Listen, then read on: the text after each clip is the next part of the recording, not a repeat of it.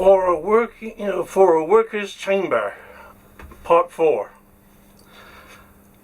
As part of their program for the quasi-syndicalist reconstruction of society, the Guild Socialists developed a detailed critique of the modern capitalist parliamentary state. In his 1917 Self-Government in Industry, Cole argued that the state represented the community as consumers. This was evident in the case of municipal government, and it was exactly the same at national parliamentary level. As the state is only the association of the citizens as consumers, it does not have the power for dealing with them as producers or religious believers. The state was able to represent the citizens as consumers because in this respect they all shared the same goals. This was to carry on their business without disturbance, use the railways, exchange their goods and services, and seek entertainment and perform their religious observances as they pleased. In contrast to this unity of interest of the citizens as consumers, the different groups of producers and religious communities had different interests and needs. They therefore could not belong to the same organizations or share the same administrative machinery regulating them. Society's producers are therefore divided into various different groups, which may have their own associations and bodies representing their interests and requirements. The state is therefore just one of a number of organizations within the nation as a whole. That's a bit better. The dominant force in politics is economic power, which thus makes the state subordinate to the various industrial organizations involved in production. This, according to Cole, demolishes the theory of state sovereignty. The nation is composed of a number of autonomous organizations whose sole loyalty is to their own members. Cole himself stated that amongst the various associations, the state could claim an important place, but not solitary grandeur. Cole also demanded the thorough extension of democracy throughout society and its individual associations and organizations, and objected to parliamentary government because, in his view, it violated the fundamental principles of democracy. For Cole, real democracy was functional democracy in which the representative of the members of a particular form of representative government or administrative body for other interests, such as the production of services, should really represent the people involved. Proper democratic representation was about the representation of common purposes, not people. As society was composed of different groups and organizations, so there should therefore be different groups of representatives separately elected to represent the citizens in their different social functions. The problem with modern parliamentary democracy is that the citizens had to elect one man to politics who was to represent them in all aspects. This is a problem as one single candidate did not necessarily represent a citizen's wishes on every issue. It was possible to agree with one candidate about one subject, and with his rival on another. Once elected, they retained little control over him. Their sole method of control was that they could change him periodically at elections. Cole observed in a footnote that 9 times out of 10 it was just a case of voting for the least worst candidate or abstaining. Cole lamented the fact that theoretical Democrats ignored the effects of non-democratic organizations in areas outside the political field. He stated that by ignoring the vast inequalities of wealth, conventional democratic theorists were ignoring the destructive effects of the resulting vast inequalities in education, power, and environmental control. He observed that the power of a rich master or even richer financier severely limits and circumscribes the workers' electoral rights. The power of the rich was also supported by the expensive machinery of elections, a press which could only be carried on through the support of rich capitalists and advertisers. The school system also reinforced the present system in which those for the rich trained them for power, while those for the poor trained them for their subservience. He argued that if we really wanted to make everyone's voice have the maximum worth, it was necessary to abolish the vast inequalities of wealth and power, producing the various class distinctions.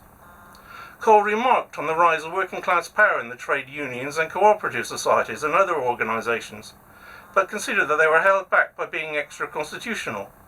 He recognized that the major capitalist organizations, the vast industrial trusts and combines represented by the Federation of British Industry, now the Confederation of British Industry, was also outside the Constitution.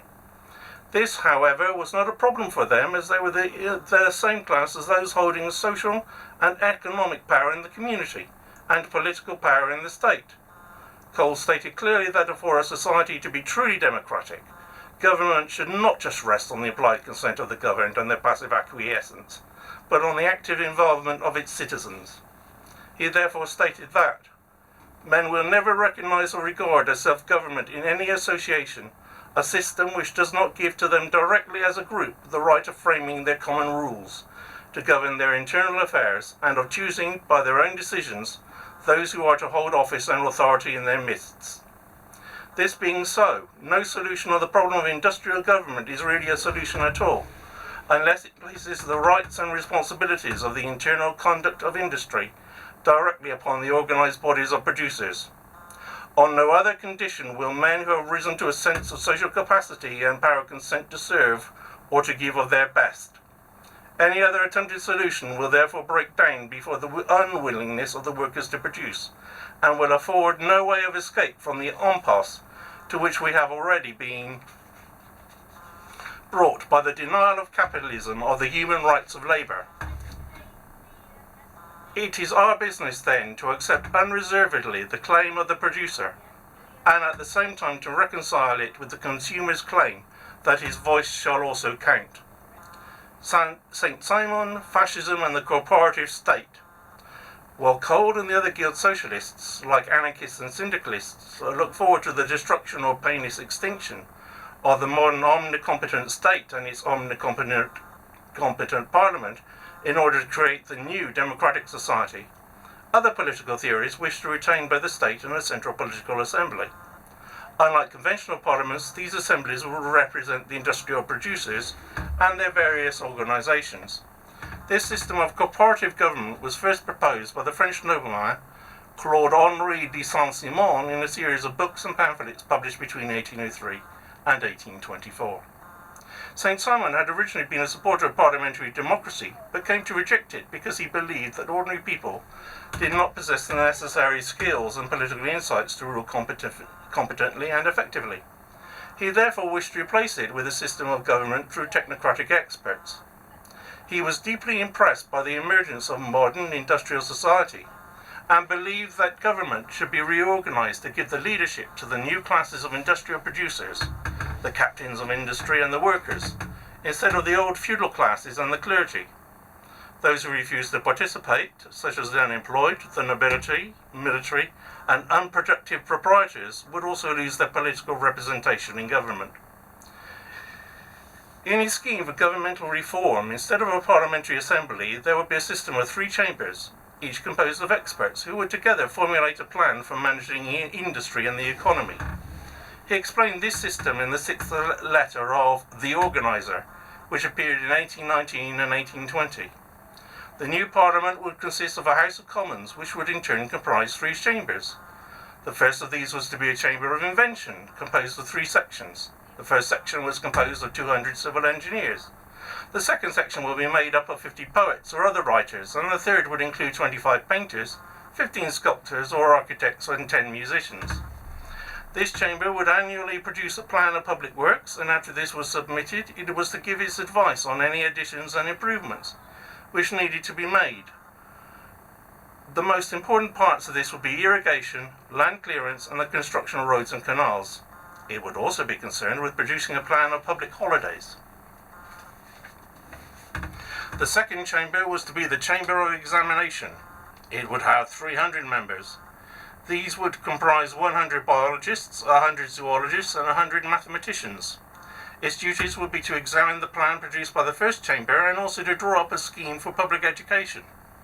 This would be further divided into 3 different educational levels according to the 3 different degrees of material wealth into which society was divided. As well as examining the annual plan and supervising education, this chamber, like the Chamber of Invention, would also be active formulating public holidays for the different genders, ages, and social classes. Thus, Saint-Simon envisages different holidays for men, women, girls, boys, parents, children, the workers, and the leaders of workshops. The third chamber was to be a chamber of implementation.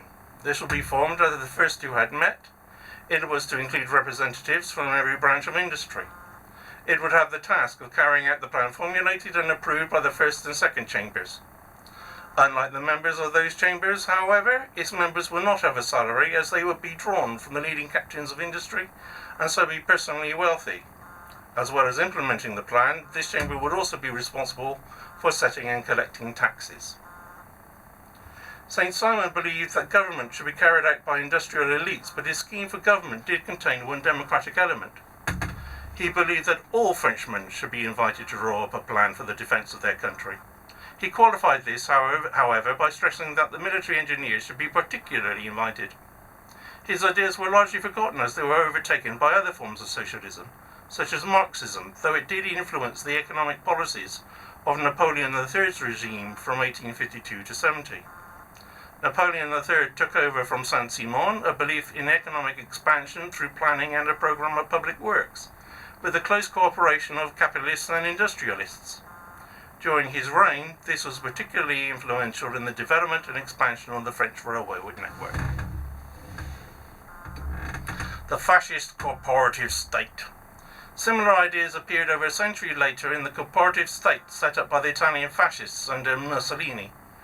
Mussolini had begun his career as a radical socialist, but had broken with them over their opposition to the First World War. For a brief period after his expulsion from the Socialist Party, Mussolini continued to hold radical socialist ideas. The founding programme of the Fascist Party, as drawn up by the syndicalist Alceste di Ambris, who founded the radical trade union, the Unione Italiano del Lavoro in 1914, contained the following demands. The Senate and monarchy were to be abolished and a constituent assembly convened. The franchise was to be extended to adults of both sexes, and elections held under proportional representation. At the same time, government was also to be decentralized and the regions and communes given autonomy. The system of government would include referenda, and the judiciary were to be elected. Conscription and the political police were to be abolished. The peasants were also to be given land. There was also to be a tax on capital. The working day was to be lowered to 8 hours, and the workers were to participate in the management of the factories. The fascists also demanded the confiscation of church property. Ironically, the future dictator also demanded freedom of conscience. When this radical stance failed to win him any support, Mussolini switched sides and joined the liberals, conservatives and industrialists against the socialists. Despite his break with the socialists, Mussolini still claimed a connection with syndicalism. In a speech on the 23rd of March 1919, the future Duce declared that his political goal was national syndicalism or economic democracy.